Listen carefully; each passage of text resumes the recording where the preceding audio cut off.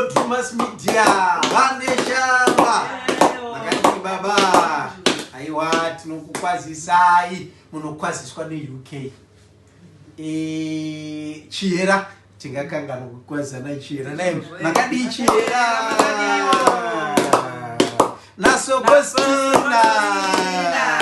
Tinokukwazisai mose. Masystems yacho munoyaziya. Dini wenyu yacho Louis Ngara. Ngara. Ai watadzosa maoko Ngara. Nemadzimai enyu. Aiwa ndekuno tiri kuno kumushaka muZimbabwe. Chera maoko auya. Asabonga Ngara linjange themba lapha elikona phela emazweni ongelalanga. Ndikuda kuti soko vamoreswa vati kwamiriraka. Aiwa shumba iri kudzvora. Teerera unzwa. Aiwa tinoteera zvikuru takukwazisai hatizive hedu mutupo wenyu Ngara, asi chokwadi ndechekuti aiwa tadzosa zvanza. Kazoi muri Zimbabwe kusangana zvakare kwatiri kuita mune chimwe chirongwa nhasi rarimwe zuva. Muri Zimbabwe ngiyalibingelela namhlanje phela sifikile kwesinye isikhathi sifikile kolunye uhlelo olutsha phela eliluthanda ibizo lami nguChiera. Chiera munondintroduce. Ngihamba lushumba. Aiwa mukadaro mabonazve. Rangu zita ndinonzi Andrew Neshamba. Senguva dzese muri Zimbabwe tinokurudzirai kusubscribe kuDrewmas Media. Drewmas Media taking you to another level. Nasika Chiera, taenda pane rimwe level. Taona kuti zvokutambira muZimbabwe chete hazvida sehazvibude nekuti muri Zimbabwe yakazara kwese. Makatora tiri kuSouth Africa, nhasi tiri muUK. Tiri mhiri kwemakumba. Muri Zimbabwe ngiyethemba isikhathi eziningi labona phela sikhuluma labantu ababe behlala phela khona eZimbabwe, but namhlanje sithe phela sike sithi ngendizamshina sikhangele phela silubhekise khona ngale. Tangasika likukudza etwenda kuUK. Uzibona ititha semana thola. Wathiwa. Ahora kumamani kwazali danzi dzimwe nzendo taura emadzoka. Kana tadzoka hatichakudza. Pane vaiti ndeshamba hakwiri ndega. Chiera hakwiri ndega. Ndege tese nhasi ndaita sei? Taikwira. Kune varume vayo vanoti Chiera dakukwidza ndege. Audzi ndikira wei. So muri Zimbabwe namhlanje umuntu esebesilayo phela ku another level sebesilongara phela singaphi sikhona ngale emazweni ukuthi nxa ufuna uhambe ngendizamtshina ngeke ngitshele ngoba maybe sendiphendula anonditumira zwishiri zokusangana nendeke. Aiwa isusu Chiera ngataura mchoka. Aiwa shumba. Tinoroiwa. Tiri muno muZimbabwe mwaharare. Rozozonzi ndichamakwira ndege mirete mugadziri unoona kukatumirwa zvimadheremete nhasi dzechibhoyi dai dzichita kuti tibudirire kanhasi unotiri pane rimwe level. So muri Zimbabwe qiniso ukuthi thina nishumba siseZimbabwe kodwa senza i-interview lomuntu ngangale phesheya phela kwamazwe. Hayi ingori mvura chete yakatiganhura. Ringori denga nokuti vanobhururuka ka. Ringori denga chete yakatiganhura. Asi globalization yaita kuti tikwanise kuranga tiri pamwe chete pedo nemunhu ari kure ari padhuze. Isi tiri padhuze naye ari kure. Saka nhasi muri Zimbabwe semanzwira maita Chiera achitaura tiri kutaura namukoma Louis Ngara nemadzimai avo. Madzimai vamwe ndimai nini asi madzimai avo vane barika ravo. So muri Zimbabwe uLouis Ngara sizakhuluma laye sizwe ukuthi phela waqala njani ukuze efike lapha khona. Sizathi futhi ukuthi sikhulume nomkakhe, sikhulume futhi lomnawo umkakhe ongumamncane phela akasibonga sinothi madzimai wakhe wethu. Aiwa chiripo kamuri Zimbabwe iyo vachatsanangura mukoma Louis. Mudzimai wavo ndiani munenyina uyu. Saka iwewe uda kunditaura kuti haasi mudzimai wavo here. Ndiri kuzama kuti noni haasi mukadzi wako. Maini. Amaina basi. Askara musipo ntiro. Saka muri Zimbabwe nasi ndo chirongwa chatinacho. Chiri mhiri kwemakungwa namukoma Louis Ngara. Pane kambo katula kukupa izvo so. Kuimba nezvemudzimai wakanzi nyemwerero yako mudzimai wangu ndopandibata muipapo. Kana muchida zvakaitwa gei mhanzi yavo inowanika munyaso zvinzwira mukoma Louis Ngara is a Zimbabwean ari ku-UK ariko kuchando ikokoko kwakanzi so Blair keep your England and I keep my hati kunotonhora saka ichera musanyozvidya moisati endeni ikoko kunotonhora munopisa asi chagara pama-aircon kukotonorera. Saka ndo chirongwa chatinacho zuva ranhasi tiramukoma Louis Ngara vanoimba gospel music. Toda kuti tinzwe kuti anombonzi Louis Ngara ndiani, akazvarwa kupi, akadzidza kupi, ndo vatakupa mukana isi tiri kuno kuZimbabwe. Regedzai kuti tinyasotora siti gara heni zvakanaka chera takuda kumbopa nguva ino kuna mukoma Louis Ngara nemadzimai avo vatitaure nhoroondo yavo munhau dzezvemimari.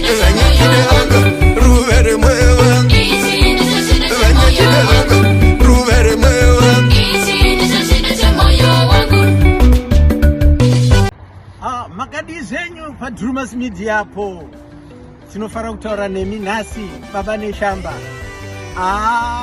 Tinongonzwa kudzova apa program penyu. Totangoziva kuti inenge shumba iyi. Makadiko shumba. Azvingaite nhai atikapedza atisina kukwazisa chihera. Makadi chihera tinoisa maoko uko chihera. Makadi zvenyu vateereri. Inini zita rangu ndoitwa Louis Ngara. Ndiri chizvarwa cheZimbabwe. Andiri musoja. But andingori musoja anoita zvokupfuura nepfuti. Aiwa handina pfuti. Ndiri musoja waJesu. Ndinoshandira She. Ndinobata basa raShe. Saka ikokoko tinenge tichirova neivhangeri. Tinorova neprayer. Louis Ngara muimbi wenyu wamunoziva wamakajaira. Ini ndinoita inini shoko zvinhu zvangu zvandinoita inini ndinowanzoshanda nemudzimai wangu anonzi Taurisai. Tinobatana pakuita basa redu. Handisi ndoga, handiuye ndoga. Isitauya pano daitauya tose handasi taionana. Saka ndokwatiri kuno. Vamwe vanokuti kumhiri kwemakungwa ameno kana tichiri kumhiri kwemakungwa but ndokwatatojaira ndokwatitori. Saka kubata kwedu isusu manje tinobata tiri mupeni unonzi Louis Ngara and the Soul Rejuvenators Crew. Tinosanganidza vaimbi vakasiyana siyana. Dzimwe nguva tinotombobatana nevamwe vari kuZimbabwe kana paine maprojects mamwe atinenge tichida kuita. Inini ndinozvarwa kumhuri ine vana 10, 5 boys and 5 girls. Mabrothers angu mazhinji ari kuZimbabwe. Vamwewo 1 or 2 vanenge vari overseas kana masisters sezvandakaita. Inini ndakakurira kwana sekuru vangu kunonzi kwanhau kana kuti kwachiri kumarara. Handina kuwana mukana wokukurira mumusha medu. Ndine macousins, ndine macousin brothers, cousin sisters sezvinoita vamwe. Pandoda kuisa todongoisawo maoko kwana sekuru vangu vakandichengeta. Vana sekuru vangu kumhondoro uko, kwana Mbaira uko, paJoin, paJunction, Makadiko unendoro nyamasisa. Vanobva vafara vana sekuru vangu vakandiitira zvakanaka. Ndiri kumhondoro ndakanoita grade 1 kusvika grade 3 ndokuzobvawo ndichienda kunodzidza kuSt Francis School kuChegutu. Apart from kudzidza kuSt Francis takazomboenda kuBrompton, then ndokudzoka kekare kuzopedza grade 7 yangu paNyundo School pandakanga ndambotangira nekuti kwana sekuru vangu kwaindiitira. Ngara isita guru ukandibvunza kuti ndinobva kupi ndakungoti ndobva kuZimbabwe nekuti Ngara inostrecha kubva kumasvingo ukaenda kunana Midlands kwese nenge ringori Ngara takakosha. Ukauyo kana kunana Mhondore kwanani charereko kwana sekuru wangu unongoona ringori Ngara. Ukaenda kunzvimbo dzakaita sekunana Mutoko unongoona iri Ngara. Saka Ngara izita rakatotikoshera, zvinhu zviri kutotinakira nekuda kwokuti vazhinji vanondiziva, vazhinji vanondifarira, vanofarira ungara hwangu. Vamwe vaida kufunga kuti tiri Ngarara, aiwa tizi Ngarara, tiri vanhu vakanaka ana Ngara. So kudzidza ndakadzidzawo tingarambe atingade kushora matenga. Takakwanisawo kudzidza zvekugona kunyora. After secondary school yandakaitira kupresbyterian yange iri boarding, ndakazomboendawo futi kunodzidzawo nekutraina as a teacher. Teaching ndakatraina pachikoro chinonzi paNyadire College, Nyadire iri kwana Mutoko. Amakadiko kwa Mutoko murora wamai muskera ndiringe nyemwerero yangu amai vapoi nyemwerero yangu amai mupfana nyemwerero yangu amai vapoi. Saka kuno kuUK ndakazoyawo ndikaita further studies, saka ndakatoitawo quite a lot of learning. Ndikatomoshandawo pamaprimary school, ndikashandawo mumacolleges, ndakashanda pakasiyana-siyana, ndakangoitawo zvakawanda. Recently ndenda kudawo kuenda kunursing, ndakanzwawo kuti kune zvakanakawo zviriko, tinongochinja tinenge chingotsvagawo pane mari, pane hude ipapo ndopatinopindawo ipapo. Ini ndakaroora I'm married, mudzimai wangu anonzi Taurisai Ngara, ezi muimbi anongozikanwa saTau. Saka ndinobva pakuroora kwandakaita vadzimai vangu vanaku. She's a beautiful lady. Most of the people vangade kurambirana neni kana kutenderana neni, but beauty is in the eyes of the beholder. Pachanoziva kuti vadzimai vangu vakanaka. Tiri papo hatingoimba naTau chete, tinoimba nahamainini vangu vanonzi Rodha Muza, muimba akutotangawo kuda kutonetsawo kekare. Anotoitawo macollaborations ake nevanhu vakasiyana-siyana. Vanhu ava vanonditsigira, ndo the face of Louis Ngara, nekuti Rodha naTau vakasavapo vanhu vanotovhunza kuti ko matwins ayaya ari kupi, but these are not twins, ma sisters, just to clear the air. Kune vanotadza kuziva kuti who is who, vanozivikanwa nevhudzi. Mwanochengetawo vhudzi rinoita sokuyerera, mwanochengeta vhudzi rinofarira kunge rakakwira mudenga. Zvakangosiyana-siyana, zvinongochinja. Saka inini pandinenge ndichiita zvemusic yangu ndine zvakawanda zvandinoda, zvandinoshuwira, nedzimwe nguva dzandinotarisa ndichiona sekuti ndinofila like pane zvinondiitawo inspire kuti ndiite music. Ana kuipa hey apachisina hapa. Inini type of music andinoimba inini igospel, so I am a gospel music artist. I chose kuti kuimba gospel music because ndakaona sekuti zvakandikoshera zvoga kuimbira Mwari woga ndiye woga anokodzera kurumbidzwa, ndiye woga akafanira kurumbidzwa. Mwari isusu akatotikoshera, ndiye akatisika. Saka kana ari wakatisika ndiye watinopa mbiri. Saka music yangu muchaona nguva dzese ndenge ndichirumbidza Mwari, ndenge ndichingotaura nezvekunaka kwaMwari, ndenge ndichingotaura nezvakanaka zvatakaitirwa naMwari. Ndinongomuita reverence nekuti wakandinakira. Azvirevo kuti handigone kuimbawo imwe misambo, saka muchimboona chimboimbawo vana Anabela, ndinomboimbawo vana Ndafunga Kwedu kuZimbabwe, ndinotomboimbawo dzakasiyana-siyana dzerudo. Ini ndiri munhu anofarira kutaura zverudo, ndiri munhu anofarira kutaura zvimwe zvinhu zvakasiyana-siyana.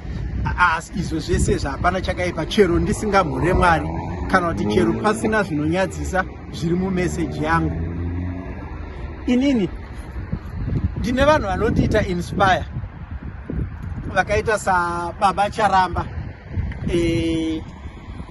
na baba namai Charamba, vanhu vakaita saObert Mazivisa kuno kuUK anondiitira zvakanaka. Pane zvandinoonawo zvandinodzidza kubva kwaari.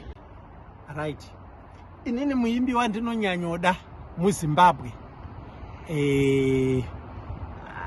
zvinonetsa kuti ndingonyatsoti uyu, nekuti vaimbi vakawanda vanondiitira zvakawanda muZimbabwe, butwo zvazvo ungaite seudofu kuti ukandisarudza munhu mumwe chete wotadza kutorawo kana 1 zvacho. Vakawanda vakanaka vachigona vese kudaro. The late Oliver Mtukudzi aindiitira zvakanaka. Ndaifarira Oliver Mtukudzi zvakanyanya. Reason yandofarira Oliver Mtukudzi ndeyekuti anga ari quite dynamic, plus anga achiita mashoko aaiimba, aivaka, aiumba. Ndaifarirawo kekare mazhenyerazi ake. Right. Inini music kana ndichigadzira zvinonditorera nguva yakasiyana-siyana, and that is dependent nekuti ndiri kugadzira song yakaita sei.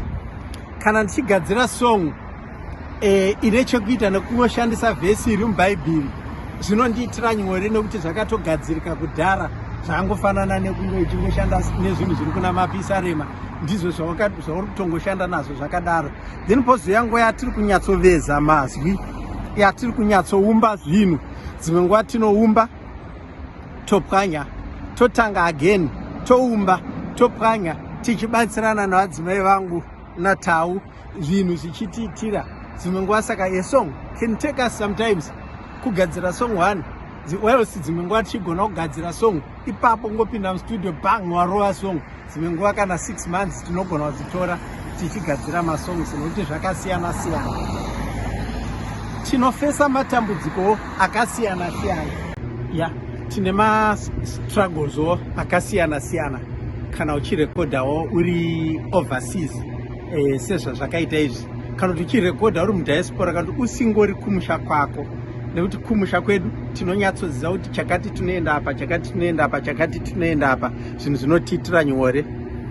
Kana tichirekodha tiri kunoko, hatinyatsokuwana maproducer anonyatsokunzwisisa music yedu sezvatingaite nevari kumusha.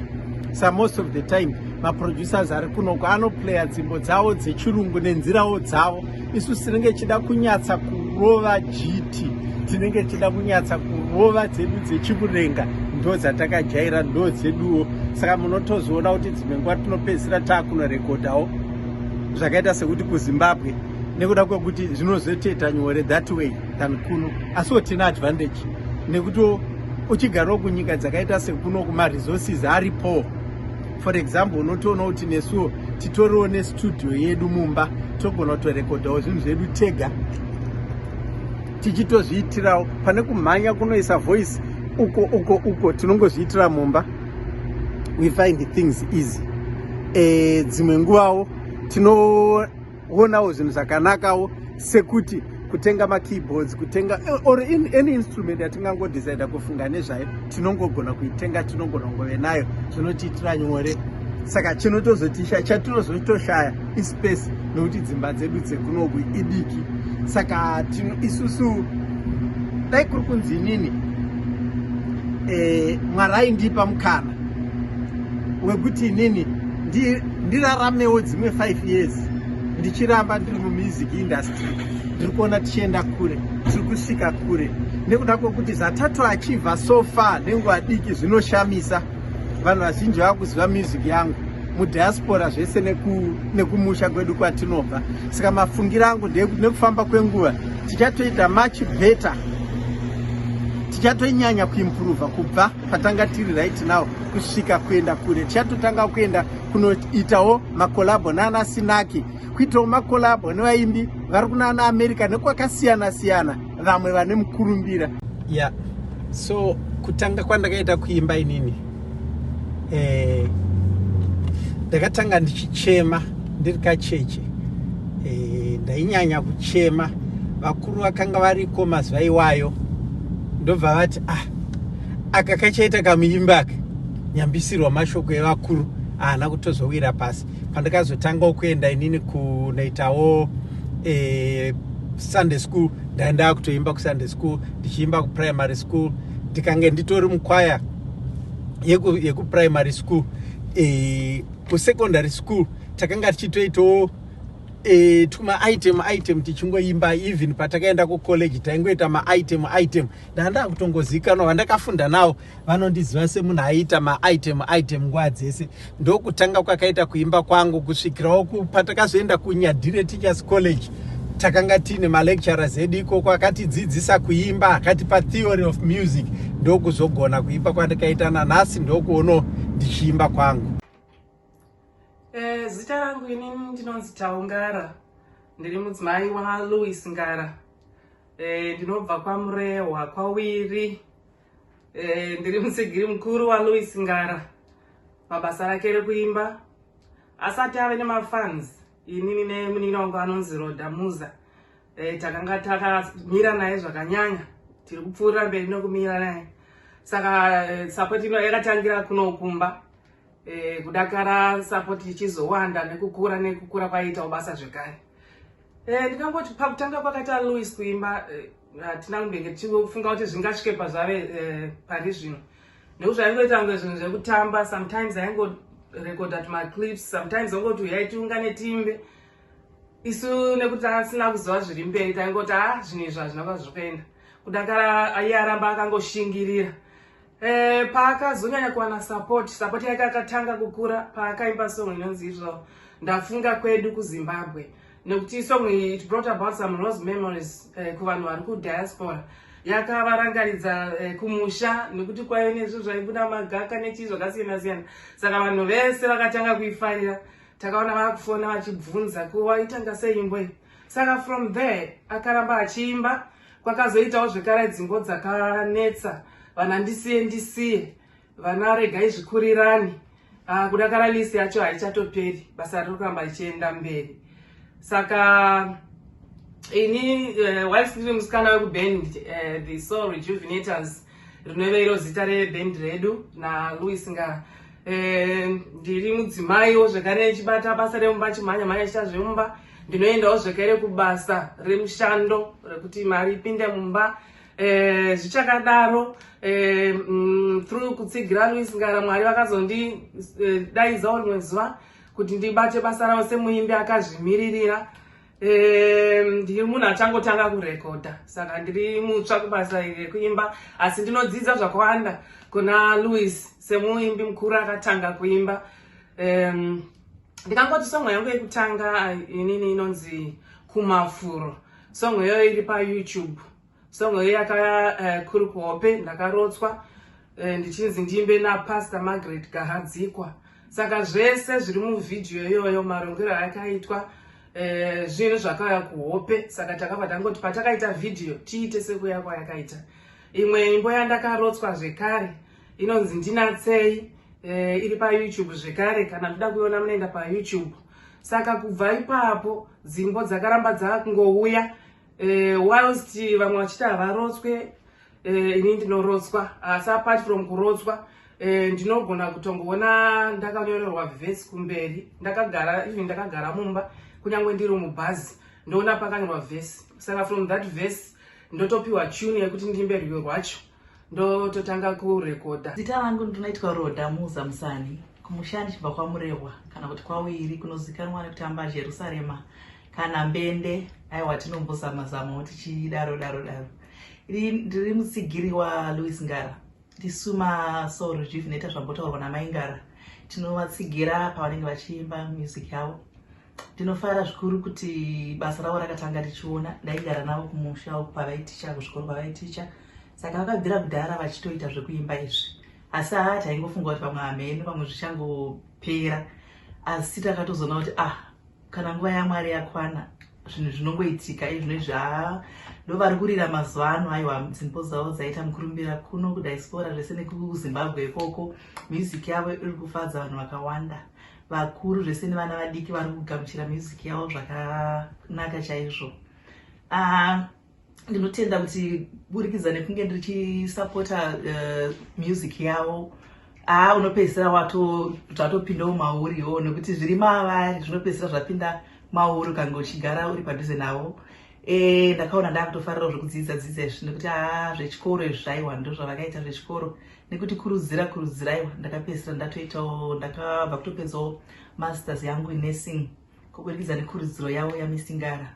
Uye zvekare ndakarekodhawo few songs kuburikidza nekuonawo kuimba kwanenge vachiita uye tiri kubhendi kwavo vachitikurudzira kuti munotogona kutoimbawo futi mainini, munogona kutoimba nekuti ndiba mukuru vangu. Ndikanzi mainini rekodhai zvinotoita ndambotsika asi ndakaona kuti aiwa kana uchitogara padhuze navo chete zvinotoita chete, unotoguma watoita zvinhu zvinobudirira. Saka ndiri kufara kuti ndane masongs angu mashomanana iwaya kuburikidza nekurudziro yavo.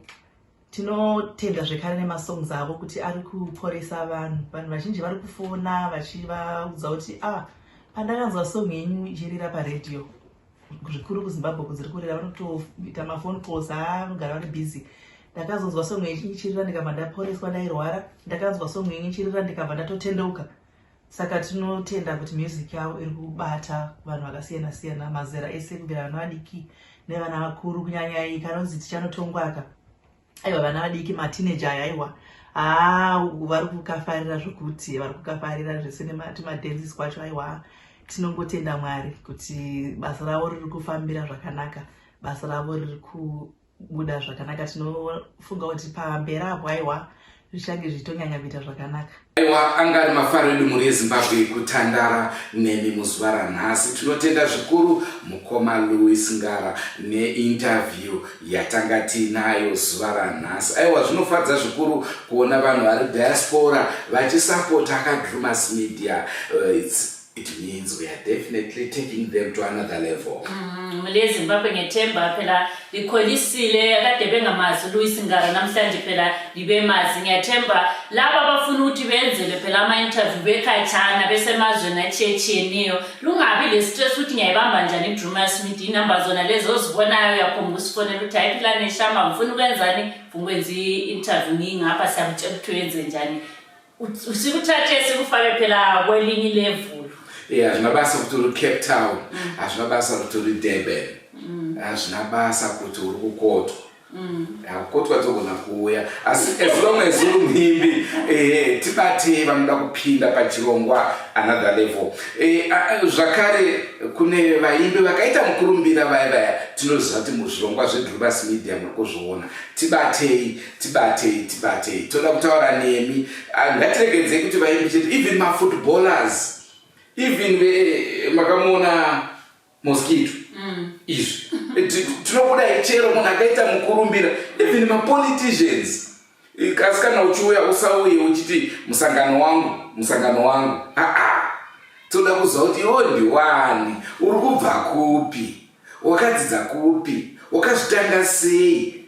Toda kuti ruzhinji rweZimbabwe runge ruine nhoroondo yako. Saka sekutaura kwaita chera, tibatei touya pano tokurukura tive ruzhinji rweZimbabwe runyatsozinzwisisa nekuziva kuti ndiwani.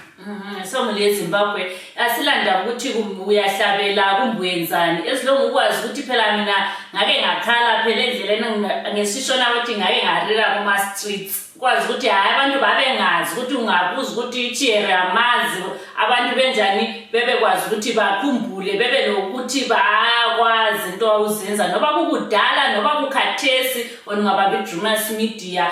Usiyabuya sikwenza interview. Ama-interviews amaningi abantu ngceba besithi sibayenzela ukuthi beqeda isikhathi, but kuba lawo uyakwazi ukuthi abantu abaningi ngafa yi-history abazasala beyibona ukuthi kanti ukhulu kudala wayenje ukuthi hamba uDrewmas Media uzathola ukhulu wakho. So indaba yokuthi sinjani sigcine phela iprofile yenu lihlale likwazi abazali abantwana abazukulu bebekwazi ukuthi wena wawungubani because siyakunika isikhathi sonke ukuthi ukhuluma ukuthi ngizala ngazalelwa ngaphi asikulimit ukuthi wothi gaga siqeda isakunika noba 5 hours usikhulumile.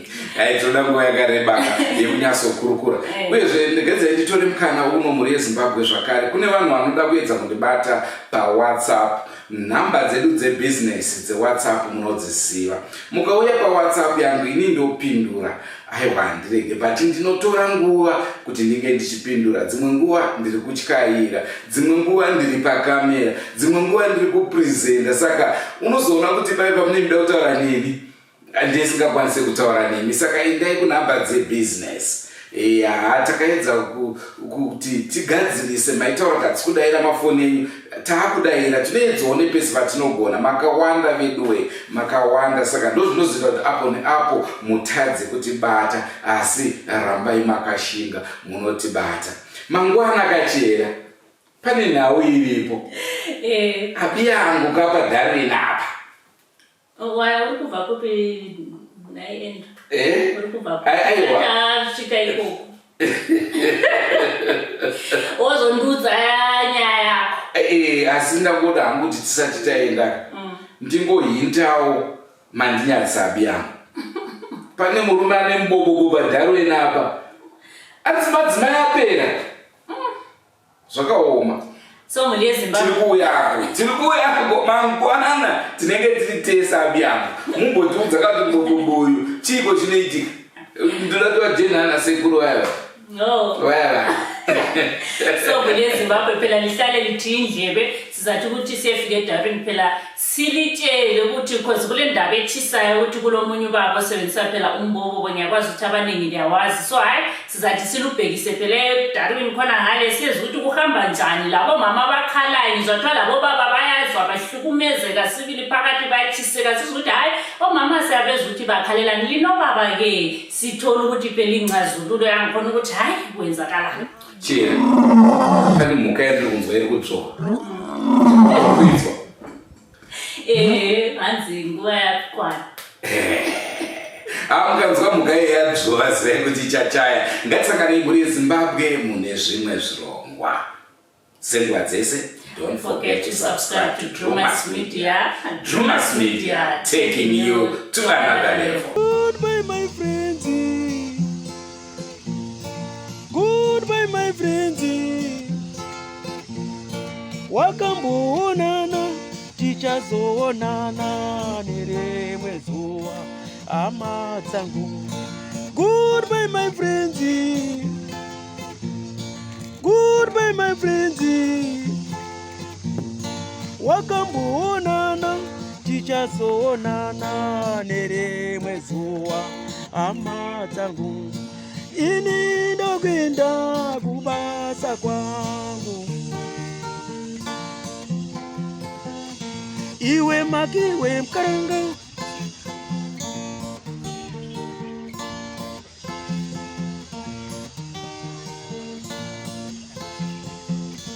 Iwe makiwe mkaranga. Iwe maki